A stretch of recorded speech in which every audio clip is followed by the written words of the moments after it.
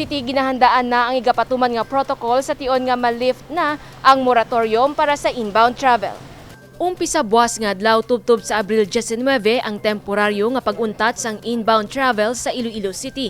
Ini matapos ginaprubahan sang Interagency Task Force ang extension sang moratorium nga ginpangayo ni Mayor Jerry Treñas para sa mga magabiyahe sa Iloilo City halin sa NCR Plus, Cebu kag Davao City. Apang subong pa lang, nagapanghanda na ang syudad sa mga igapatuman nga protocol sa tion nga ma-lift na ang moratorium.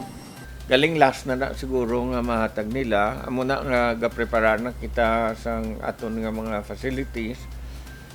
Kay nasa meeting ta sa COVID team, gapreparar ta, facilities ta, tawo ta, mga vitamins, para nga makapreparar na ta, no? Kung may surge kin man, because we see the surge going on in NCR and other places, Davao, Cebu. So, ang aton din ginaubra, gina-postpone ta lang ang situation, no? Kaya magpasulod na kita diriya sa mga pasahero halin dito while ma-test kita may ara ginaya malusot nga mapositiban gyapon, no? So halong lang kita ipreparahon ta dugang ang aton nga quarantine facilities, mapangita kita dugang nga personnel.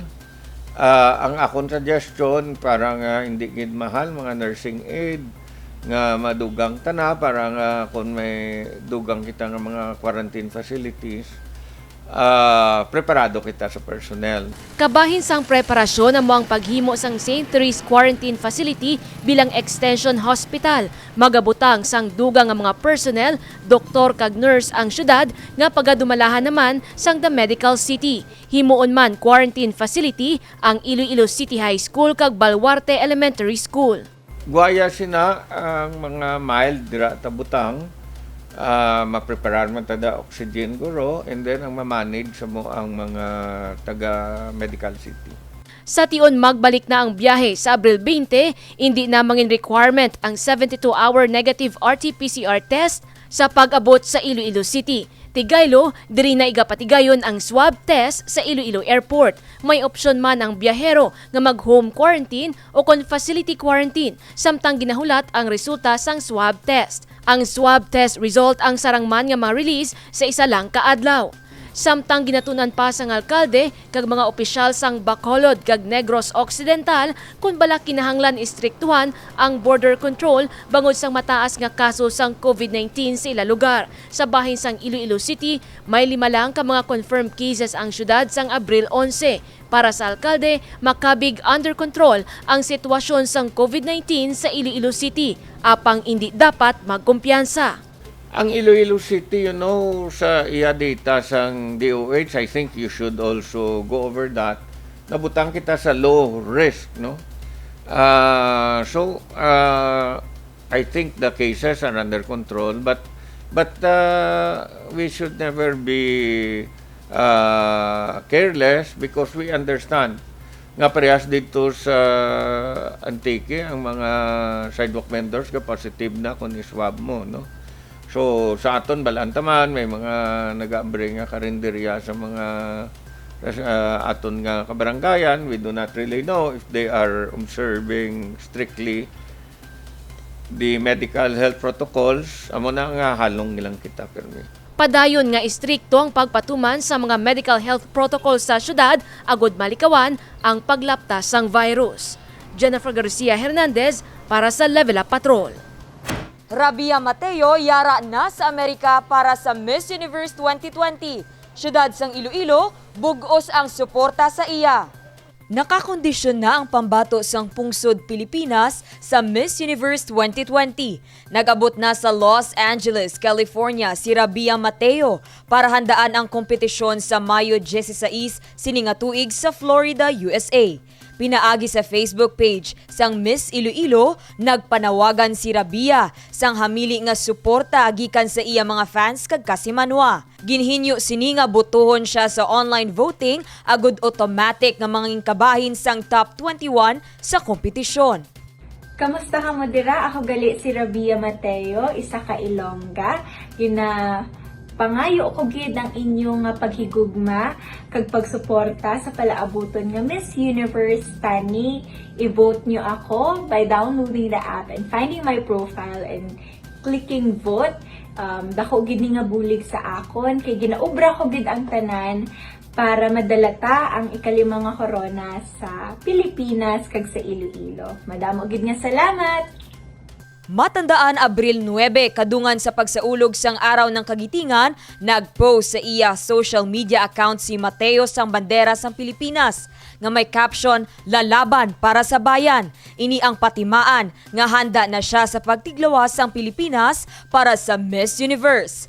Handom sini, kuhaon ang ikalima nga Miss Universe crown sang Pilipinas.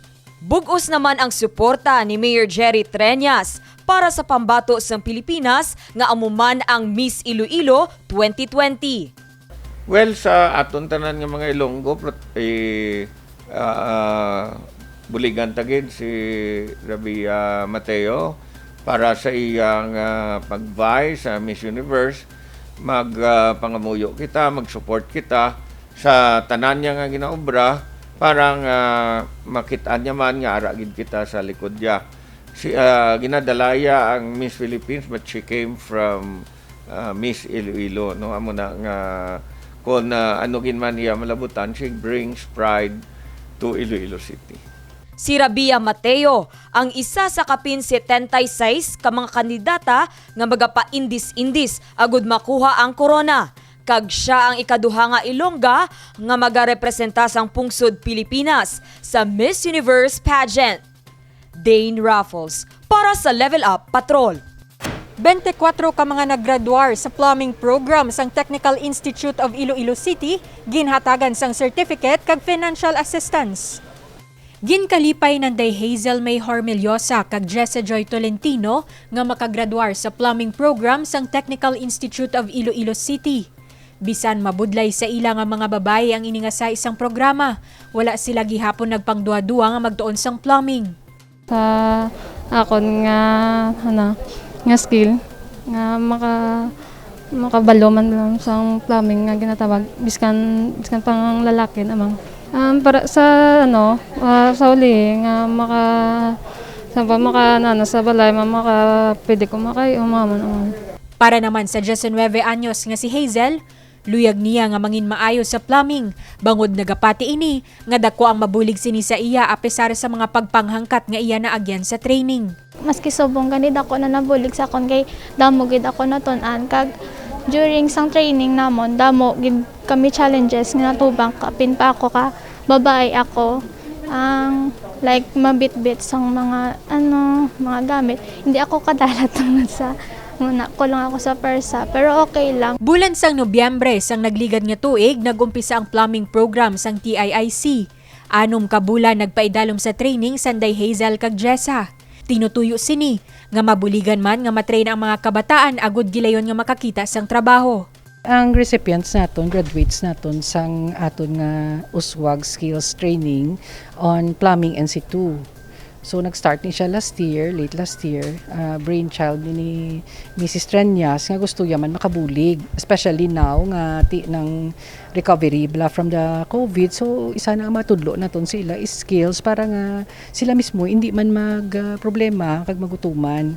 Kainasang aga, personal nga ginhatag ni Mayor Jerry Treñas ang certificate kag 5,000 pesos nga financial assistance para sa mga naggraduar. Dugang nga 1,600 pesos man ang ginhatag sa ila para sa ila allowance, samtang nagapreparar para sa pagkuha sang National Competency 2 exam. Ginpahayag ni Mayor Treñas, kung sila ang makapasar sa NC2 training, sarang na sila makatrabaho kag bukas ang Iloilo City Engineers Office para sa ila. Ginhatagan ko to instruction kay na kung kinahanglan ang city engineers makuha ta kung pila ka bilog para nga mapasugdan ta obra. We continue to do this in spite of the pandemic. Sige pa aton nga mga trainings. Ang una tong program ang cookery, tapos na to sila nakagraduate. Kagamo naman ni subong ang plumbing, no? May second batch pa ini. Maluwas sa plumbing, ang Technical Institute of Iloilo City ang nagatanyag man sang programa para sa bread and pastry, food and beverage, housekeeping, welding, driving, automotive kag electrical. Divine Singh para sa Level Up Patrol.